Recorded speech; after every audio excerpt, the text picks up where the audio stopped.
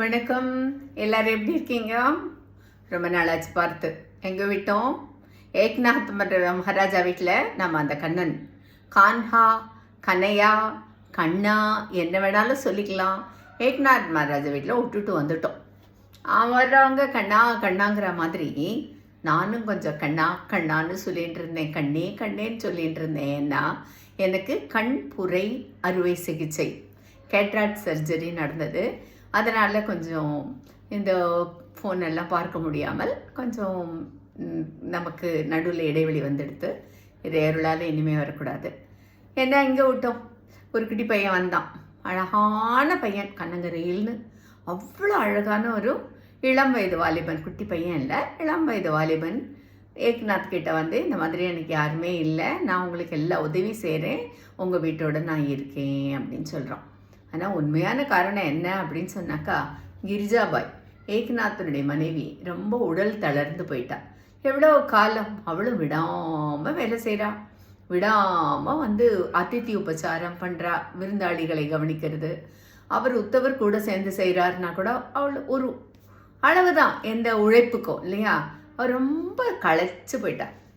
பக்தர்கள் களைத்தாலோ பக்தர்கள் கஷ்டப்பட்டாலோ தன்னை கூட யார் வேணாலும் என்ன வேணாலும் சொல்லிடலாம், தனக்கு என்ன வேணாலும் வந்துடலாம். ஆனால் தன்னுடைய பக்தர்களுக்கும் ஒன்றும் வரக்கூடாது. அதுதான் இறைவனுடைய எப்போவுமே எண்ணம். பக்தர்களுக்கு தான் அவருடைய அத்தனை ஆசைகளும். அதனால் ஒரு நிமிஷம் ஆயிருக்காது கிரிஜாவை ரொம்ப அப்படியே உரம் மிக்கவளாக மாற்றுறதுக்கு. அப்படி இருக்கும்போது இவர் என்னதுக்காக வந்தார் அப்படின்னா அதுலேயும் ஒரு சூட்சமும் இருக்குது, ஒரு ரகசியம் இருக்குது. அது என்னன்னு சொல்கிறேன். அவர் வந்தார். உடனே ஏக்நாத் மகாராஜ் அவருக்கு இதெல்லாம் தோணவே இல்லை. கண்ணன் வருவான் அந்த வீட்டுக்கு, நீ யாராவது நினைப்பாளா, அதனால சரிப்பான்னு சொல்கிறாரு. அப்படிதான் தன்னுடைய வீட்டை அவன் பார்த்துக்கிறான். இதுக்கு உதாரணம் நான் போன வாரமும் சொல்லி நிறுத்தினேன், இந்த வாரமும் அதையே தான் சொல்ல போகிறேன். எப்படி பார்த்துட்டான் கண்ணன் அப்படின்னு கேட்டால், கண்ணை இமையிரண்டும் காப்பது போல் என் குடும்பம் வண்ணமுற காக்கின்றானே, வாய் முணுத்தல் கண்டறியேன். அது மட்டுமா, நண்பனாய், மந்திரியாய், நல்லாசிரியனாய், பண்பிலே தெய்வமாய், பார்வையிலே சேவகனாய், அந்த மாதிரி ஒரு சேவகம் செய்கிறானா அந்த கண்ணன். எங்கிருந்தோ வந்தான் இவன், எனக்கு அப்படி ஒரு சேவகம் செய்கிறான். அது கண்ணனாகவே எழுதினார் பாரதியார். இவருக்கு கண்ணன்னு தெரியாது, ஆனால் அவர் மனதில் எங்கிருந்தோ வந்தான், எனக்கு இப்படி ஒரு சேவகம் செய்கிறானே இந்த பிள்ளை, இவனுக்கு நான் என்ன கொடுப்பேன்னு இவர் நினைக்கிறார் ஏக்நாத் மகாராஜ். அவன் ஏற்கனவே வாங்கிட்டே இருக்கான் அவர்கிட்டேருந்து. என்னத்தை வாங்கிட்டு இருக்கான் அப்படின்னு கேட்டால், தன்னை பற்றி அவர் பாடுகிறார் பாடுகிறார், பஜனை பஜனை பஜனைன்னு அவர் அப்படி தன்னை பற்றி பாடுவதையெல்லாம் காதார கேட்கிறானாம். இந்த மாதிரி இன்னொரு இடத்துலையும் கேட்டார் பகவான் கிருஷ்ணன். எங்கே கேட்டார் தெரியுமா? பீஷ்மர் படுக்கையில், மரண படுக்கையில் படுத்திருந்த பொழுது அவர் விஷ்ணு சஹஸ்ரநாமம் என்ற சஹஸ்ரநாமங்கள் 1000 நாமங்கள் தன்னை பற்றியே சொல்வதை தானே நின்று கேட்டான் அந்த கண்ணன். அந்த மாதிரி தான் இங்கேயும் தன்னை பற்றி அவர் பாடுவதை, அந்த பாடலை மற்றவர்கள் கேட்பதை, மற்றவர்கள் திருப்பி பாடுவதை, அனுபவிப்பதை, ஒரு சரியான மார்க்கத்தில் மக்கள் செல்வதை ஆனந்தமாக பார்த்துட்டு இருக்கானா அந்த கண்ணன் அவருடைய வீட்டில். அப்படி ஒரு வேலை செய்கிறானா கிரிஜாபாய்க்கு. அவ்வளவு சுத்தப்படுத்தி தண்ணீர் எடுத்துன்னு வந்து, அதான் சொல்லியாச்சே, கண்ணை இமை இரண்டும் காப்பது போல் அந்த மாதிரி காத்து கொண்டிருக்கிறான் அவன். இப்படியே போயிடுமா, நடுவில் ஏதாவது ஒரு விளையாட்டு வந்துதானே ஆகணும். அதனால் ஏக்நாத் மகாராஜனுடைய பெற்றோருக்கு யாரோ ஒருத்தருக்கு ஸ்ராத்தம் தவசம், அதாவது முன்னோர்களுக்கு திதி கொடுக்கும் நாள் வந்தது. இப்போ ஒரு கேள்வியெல்லாம் வருது, தப்பு கிடையாது எந்த கேள்வியும். ஏன்னா அந்த காலத்தில் கேள்வி கேட்காம அம்மா இதை செய் அப்படின்னா அதை செய்வோம். ஆனால் இந்த காலத்தில் குழந்தைகள் ஏன் எதுக்கு அப்படின்னு சொல்லி கேட்பது ஒரு விதத்தில் நல்லது தான்.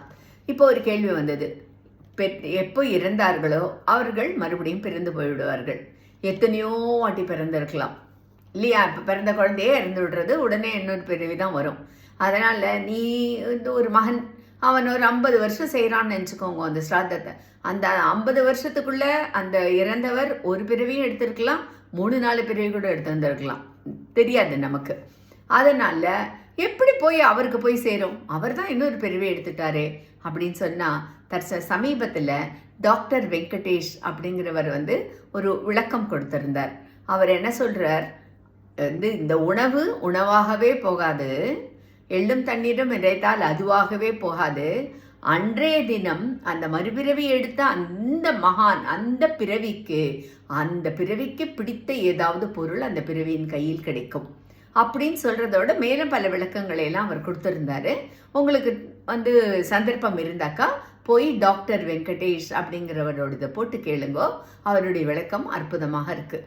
அதனால் எதுவுமே தவறோ இல்லை இது என்ன முட்டாள்தனம்னோ எதுவுமே கிடையாது. எல்லாத்துக்கும் அர்த்தம் இருக்குது. நடுவில் கொஞ்சம் இந்த படையெடுப்புகளால் இடைவெளி விட்டு போய் எப்படி அது வருது அப்படிங்கிறது புரியாமல் இருக்கே தவிர வராமல் இருக்காது. இப்போ பட்டனை தட்டுறோம், வாஷிங் மிஷின் ஓடுறதுன்னா என்ன சூட்சமுங்கிறது சாதாரண ஒன்றுமே அறிவில்லாத எங்களுக்கு தெரியாது. ஏதோ அதை தட்டுறோம், அது ஓடுறது, அது அலசுறது, இவ்வளோதானே தெரியும். ஆனால் அதை பற்றின விளக்கங்களை அதை செய்தவன் அந்த மின்சாரத்தை கண்டுபிடித்து அதை எப்படி மாட்டணும்னு தெரிஞ்ச எலக்ட்ரிக்கல் இன்ஜினியர் இந்த மாதிரி ஆட்களுக்கு தானே தெரியும். ஸோ அதாவது அந்தந்த மனிதர்களை பார்த்து நாம் கேட்டு தெரிந்து கொள்ளணும். கேட்டு தெரிந்து கொள்ளாமல் இருக்கிற இடத்துல கேலி செய்யக்கூடாது. சரி, இந்த மாதிரியாக ஸ்ராத்தம் வந்ததா? அந்த காலத்தில் ஸ்ராத்தம்லாம் வந்தாக்கா பிராமணர்கள் வருவார்கள், அவர்களுக்கு உணவு கொடுக்க வேண்டும். இது ஒரு நியதி. முதல் நாளே போய் சொல்லிடணும், அவங்க வீட்டில் இந்த மாதிரி எங்கள் வீட்டில் ஸ்ராத்தம் வருது, வாங்கன்னு சொல்லி கூப்பிட்டா சரின்னு மறுநாள் காத்தால அவள் வருவா. அவளுக்கு எண்ணெய் கொடுக்கணும். அந்த எண்ணெயை எடுத்துட்டு போய் அவள் குளிச்சுட்டு வருவா. அதுக்கப்புறம் உட்கார்ந்து சாப்பிடுவா. பிராமணர்கள்லாம் இவர் எண்ணெயை கொடுத்தார். எடுத்துட்டு எல்லாரும் போயாச்சு. அங்கே தான் நதி நன்னா ஓடுறது, அங்கே போய் குளிச்சுட்டு வரேன்ட்டு போயாச்சு எல்லாரும். இங்கே அருமையான எப்போவுமே சமையல்லையே ரொம்ப ஒஸ்தி சமையல்னு அனுபவிச்சவங்களுக்கு தான் தெரியும்னு சொல்வார்கள். இந்த தவச தலிகை தான். அதனால் அருமையான ஒரு சமையலை கிரிஜாபாயும் கான்ஹாவுமா சேர்ந்து செஞ்சு வச்சுட்டா. இந்த பின்னாடி பக்கம் கொஞ்சம் பஞ்சமர்கள் இருக்கா அவளார். அந்த பஞ்சமர்களில் ஒரு பெண் என்ன சொல்கிறா, நன்னா வாசனை மோடுறா அப்படின்னு மோந்துட்டு என்ன பண்ணுறா, இவ்வளோ நன்னா இருக்கே இந்த சாப்பாடு, இது சாப்பிட்டா எப்படி இருக்கும் அப்படின்னு இந்த ஏக்நாத் காதில் விழுந்து விடுறது. அப்போ அவளோட கணவன் சொல்கிறான், அவர் தான் நமக்கு என்றைக்குமே உபச்சாரம் பண்ணி நல்ல சாப்பாடு தானே போட்டுட்ருக்காரு. இது அவங்க வீட்டில் நடக்கிற ஒரு முக்கியமான ஒரு நிகழ்வு. இந்த நிகழ்வுக்குன்னு ஒரு நேதிகள்லாம் உண்டு. இந்த நேதிகள்லாம் மாற்ற முடியாது. அதனால் அவர்கள் இதை பிராமணர்கள் தான் சாப்பிடணும், நீ இதுக்கெல்லாம் ஆசைப்படாதே அப்படின்னு அந்த கணவன் சொல்கிறான். இது இந்த பிராமணர்களுக்கு மட்டும் இல்லை, ஒரு குலத்துக்குமே ஒரு ஏதோ ஒரு நீதிகள் இருக்கத்தான் செய்யறது. இந்த பூனையை பிடிச்சி கட்டினதுன்னு நான் நிறைய வாட்டி கதைகளில் சொல்லியிருக்கேன். ஏன் கட்டினான்னு தெரியாது, ஆனால் படிக்கிறதுக்கு முன்னாடி ஒரு பூனையை கட்டினா தான் பாடம் எடுப்போம் அப்படிங்கிற மாதிரியான ஒன்று அடிக்கடி நான் இந்த கதையை குட்டி கதையை சொல்லியிருக்கேன். எதனால் பண்ணுறோன்னே தெரியாத பல விஷயங்களை அப்படியே நம்ம முன்னோர்கள் செய்தார்கள்னு செய்கிறோம். அதில் சிலது தவறாக கூட இருக்கலாம், சிலதுக்கு நிஜமாவே அர்த்தங்கள் உண்டு. அது தவறா இல்லையான்றதை பகுத்து அறிந்து பார்ப்பது தான் பகுத்து அறிவு. அந்த அறிவை நாம் நிச்சயமாக வளர்த்துக்கொள்ள வேண்டும். கண்மூடித்தனமாக யாரோ சொன்னதை நம்ம ஏற்றுக்கொள்ளக்கூடாது. அதுதான் ஒரு விஷயம்.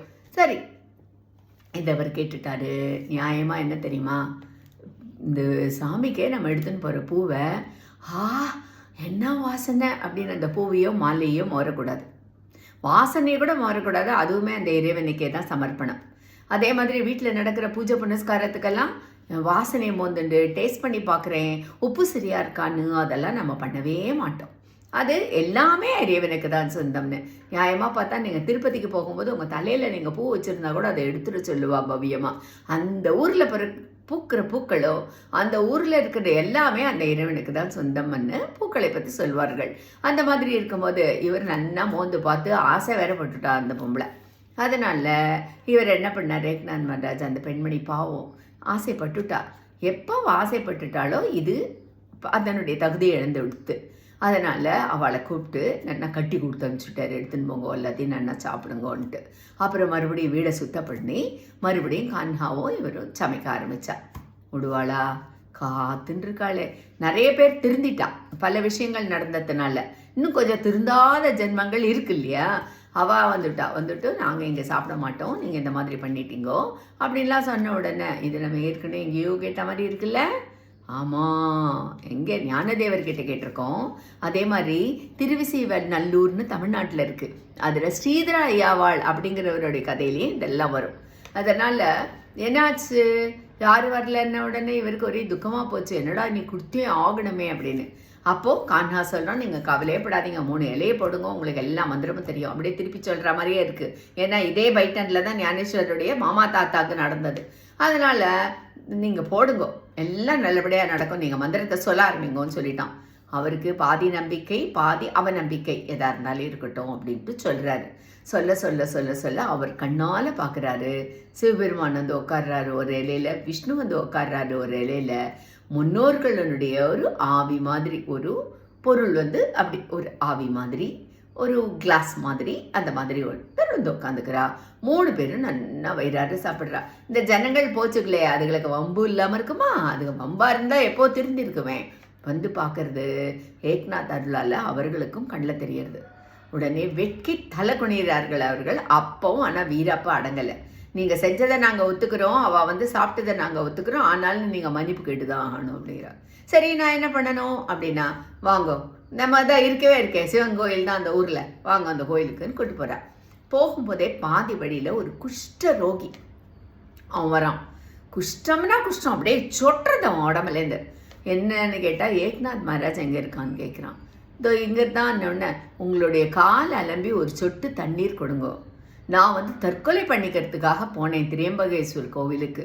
அவர் சொல்லிட்டாரு, இந்த மாதிரி எந்த ஒரு சலனமும் இல்லாமல் இந்த மாதிரி கொடுத்தவர் இருக்காரு, அவர் இடத்துல போய் நீ தீர்த்தத்தை வாங்கிக்கோன்னு, அதுக்காக நான் வந்திருக்கேன் அப்படின்னு சொல்கிறார்.